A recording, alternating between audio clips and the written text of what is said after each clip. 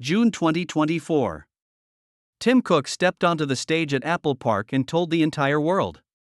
This is the most important product announcement since the iPhone was born. The crowd erupted. The next day, every headline said the same thing: Apple's AI era has arrived. Then 2 years passed.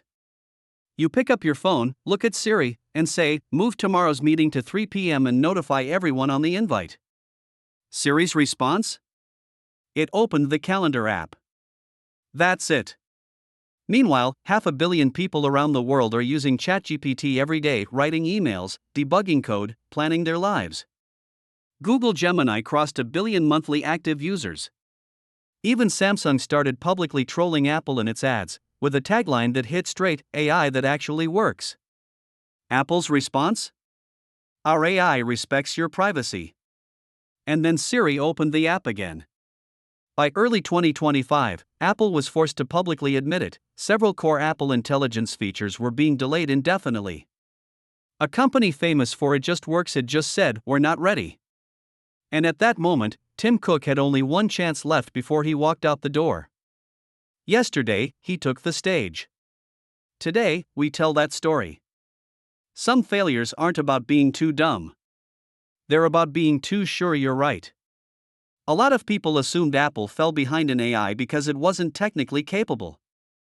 That's the wrong read. Apple's chips are the best consumer-grade AI processors on the planet. The A-series chips handle on-device AI faster than virtually every Android flagship by a full generation. That's not marketing copy, it's been verified repeatedly by independent benchmarks. Apple didn't fall behind because of capability. It fell behind because of a judgment call.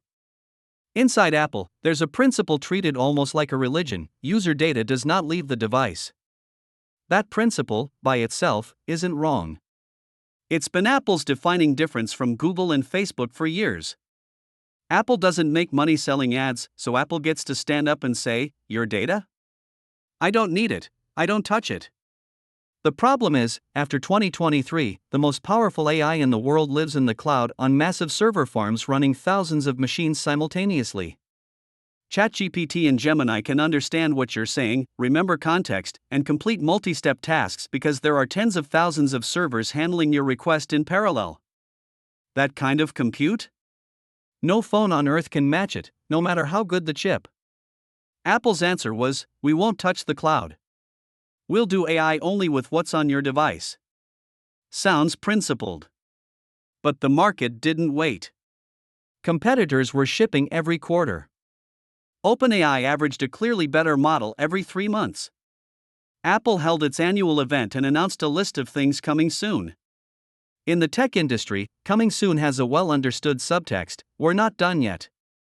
In early 2025, Apple finally said it out loud: several core Apple Intelligence features, delayed indefinitely. This wasn't a normal product slip. Apple built its entire consumer brand on just works, the reason hundreds of millions of people willingly pay a premium for an iPhone. And now, for the first time, that promise had a real crack in it. When your last card is swallowing your pride and going to the one person you'd never want to ask for help, what do? By 2025, the pressure Apple faced wasn't just bad press. The numbers started turning ugly. Daily active Siri usage had been declining for 2 consecutive years. ChatGPT downloads in the App Store began surpassing Apple's own native apps.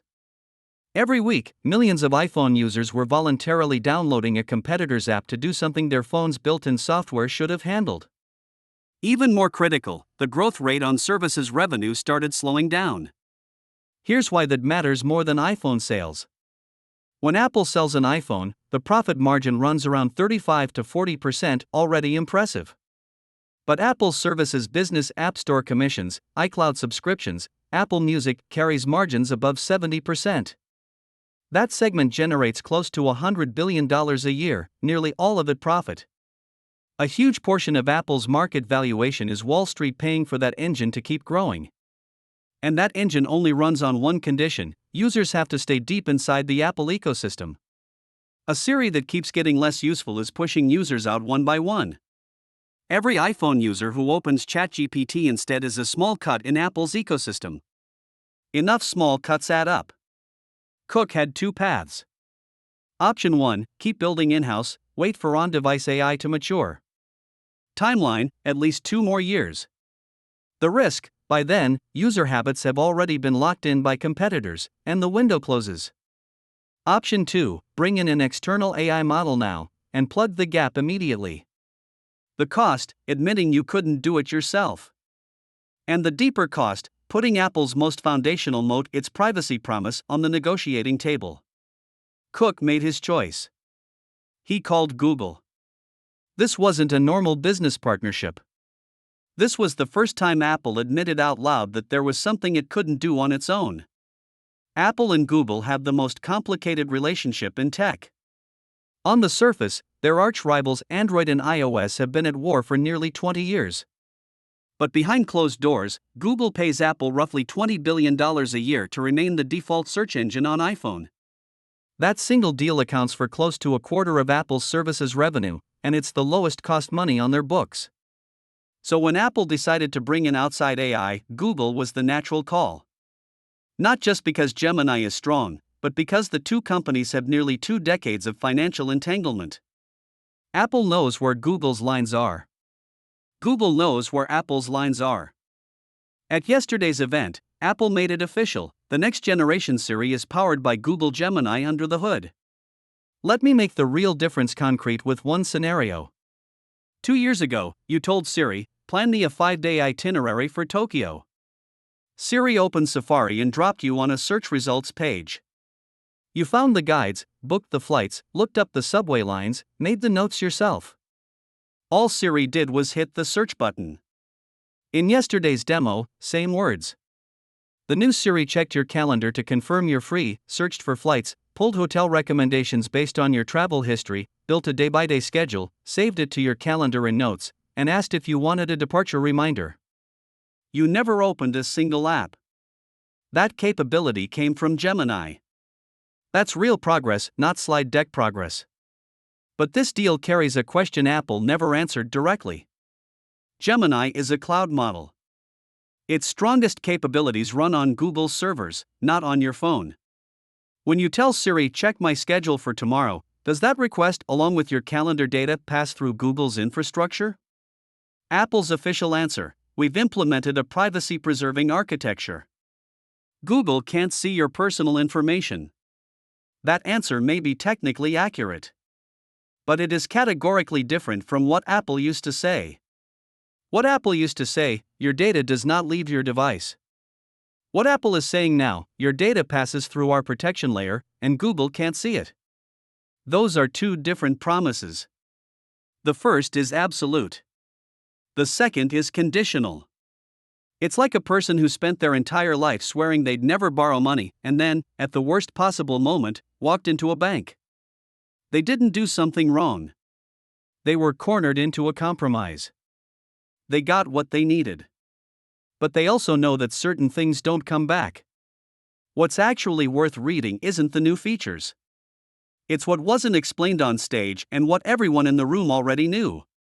There was one detail in yesterday's keynote that deserves more attention than any new feature. Apple announced that the new Siri AI will not be available in the EU on iOS 27, citing compliance requirements under the Digital Markets Act. Part of that explanation is genuine. But it also reveals something else: Apple doesn't yet have the confidence to put this Gemini-powered architecture in front of the world's strictest regulators. A solution that's truly figured out doesn't voluntarily skip the hardest test in the room. That was the most honest signal Apple sent yesterday, and they put it in a footnote. At the end of the event, Tim Cook walked to the front of the stage and said a few words that felt like a goodbye. I genuinely believe Apple's best years are still ahead. He said it calmly. No drama, no big emotional moment. But in this context, there's a layer he left unspoken: those best years, he won't be there for them. Before he walks out the door, he made a call he believes was right. He's leaving the verdict to time, and to whoever comes next. Before you reach a verdict, put both hands of cards face up on the table. On September 1st, John Ternus officially becomes Apple's CEO. The man most responsible for driving Apple's silicon from M1 through M4, a hardware genius, is now about to run a software and AI war. The hand he's holding is stronger than most people are giving him credit for. Apple has over 1 billion active devices, a distribution channel that every AI company on Earth would kill for. It has the best on-device chips in the consumer market, which means a large category of AI tasks can stay local and sidestep the cloud privacy problem entirely. More importantly, Apple controls the operating system layer. Siri isn't an app, it's baked into the OS itself, a position ChatGPT can never reach from the outside. And Apple's trust with users is a real asset. Built over 20 years, it won't evaporate from a couple of product delays. But the other side of the table is holding real cards too. The AI capability gap doesn't disappear because of a Gemini integration. OpenAI and Google are iterating on model capabilities on a weekly basis. Apple's system-level releases still ship on a yearly cycle. User habits are extraordinarily sticky. Someone who runs their entire work life through ChatGPT isn't going to switch back to Siri just because it got better. Their conversation history, their workflows, their preferences are all locked in place. And there's a deeper structural problem. By integrating Gemini, Apple has made a core piece of its AI capability dependent on a model it doesn't fully control. What happens if Google changes direction? So the real question isn't, was this keynote good enough?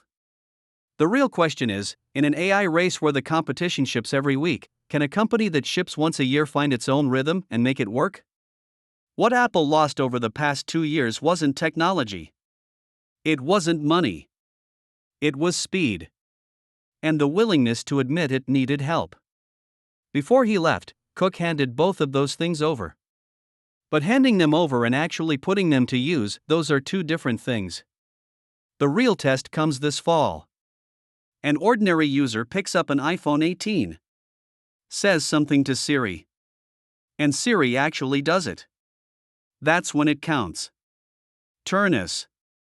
The baton is yours.